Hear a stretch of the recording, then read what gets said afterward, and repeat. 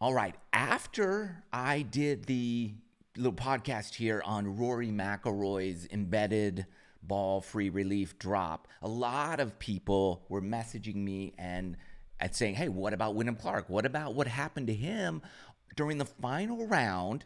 And shouldn't he have received a penalty as well, like a two-stroke penalty? All right.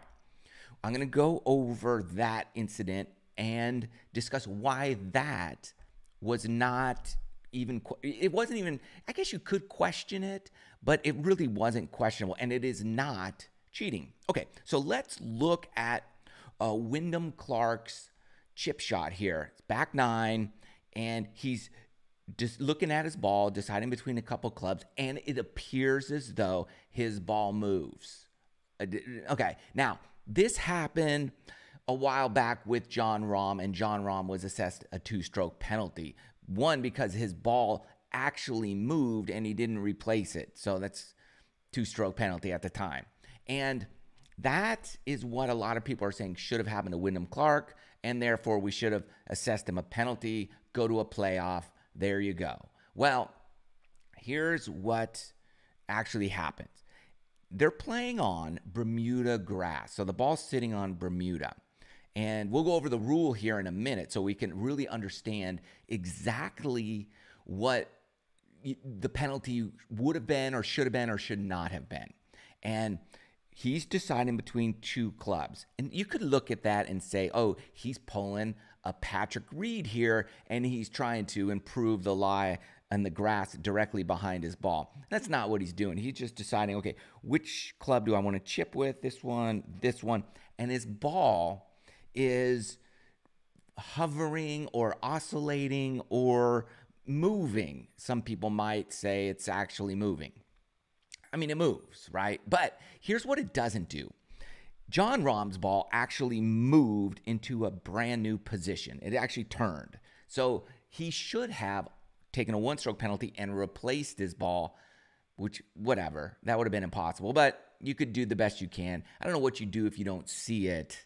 And then it's like, it's not fair that you don't see it move. The camera does, and it's no big deal anyways. But I guess under the rules, you would take a penalty, have to replace your ball and play it, from its original position.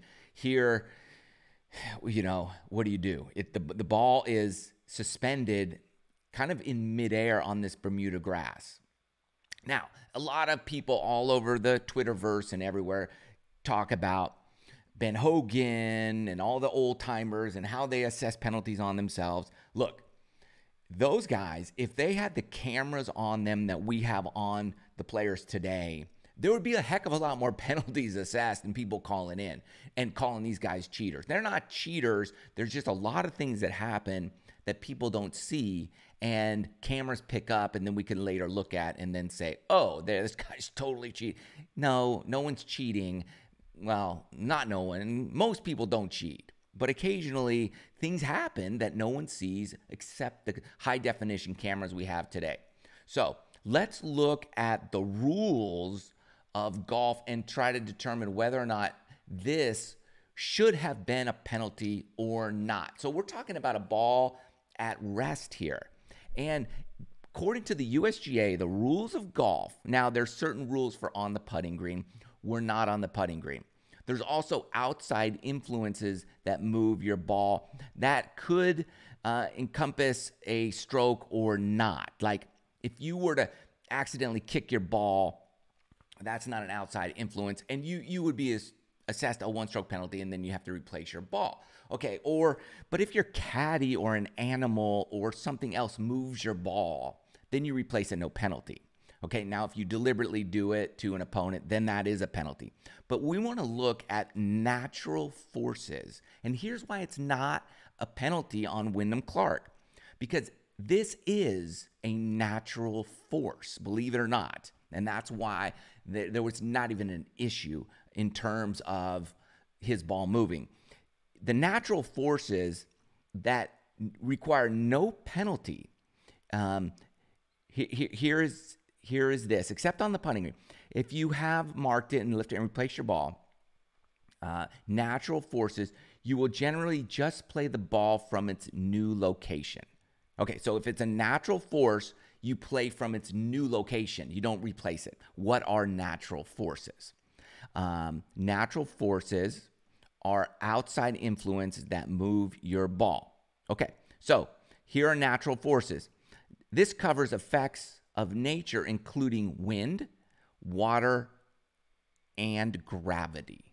Wind, water, gravity. So if any of those things move your ball, that is natural force. Wind, did wind move his ball? No.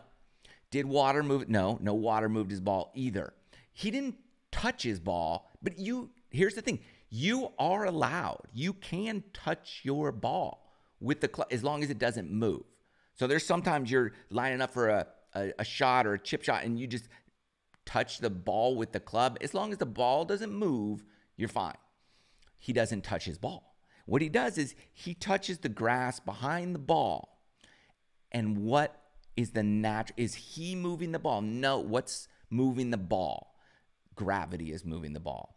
Here's the thing. The ball did not move to a new location. Okay, first and foremost. Now, it's allowed to if gravity were to move it. Now, you could look at that and say, well, he's touching the club to the grass, therefore he's moving the grass, his ball is moving. Okay, his ball is moving, but it's not moving to a new location. It's not turning to a new spot. It's staying in the same spot and moving. Therefore, a rules official could look at that and say, that's just gravity with the type of grass they're on. John Rahm was on a totally different type of grass, and his club is in there, and the ball moved. That's a little different. He's moving. It's subtle, right? Let me know what you think. Like you could argue it's the same situation that the gravity moved John Rahm's ball, but these are the rules in place today. Where hey, he's not touching the ball. He's touching the grass behind it, and the ball's not moving to a little. It's not turning or rolling. It's just hovering, and it's basically staying in the same spot, not moving. So I don't think that's a penalty at all. At all. He's not improving his lie by moving grass, and he's not doing the Patrick Reed, let me try a 3-wood, let me try this club, let me try this club, and constantly pushing down. He's not doing that.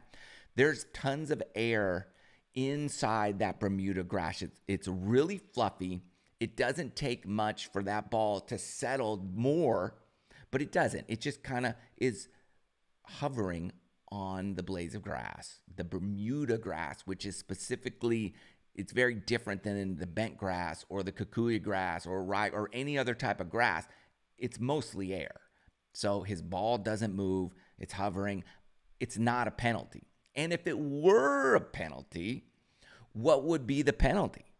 It's a one-stroke penalty. I mean, he would have to replace it, right? He would have to replace it to its new location, but he didn't move. So where would he replace it to? Like up higher? You can't do that. So I don't think it was replaced. In other words, like even if there's a penalty, it was replaced because it's impossible. You wouldn't move it to the side or any other direction if you were to take a drop. So one could argue, if there were a one-stroke penalty added, that he did replace it prior to hitting because the ball is there, right? You don't have to touch it to replace it. It replaced itself, in other words. So you could still add a stroke to his score. He's still going to win. It's just a non-issue, in other words. So other than maybe signing an incorrect scorecard and then there's a new penalty on that, I guess we could come back next week and play the playoff. But then you might have to go back and add a stroke to Rory for that might be 2 strokes. I think. So he did it too. So it works out in this. It's a wash. Either way, it's fine. He did not cheat, in my opinion. Let me know what you think. It is a little iffy, but in my opinion, reading the rules, it was gravity that moved the ball, not him. He didn't touch it. He's touching grass, and then gravity moved the ball, not him. Wyndham Clark, congratulations. U.S. Open champion. Well-deserved. You earned it. You outlasted everybody. Congratulations. Well done. No cheating. Case closed. You're welcome. Thanks for listening. See you guys soon.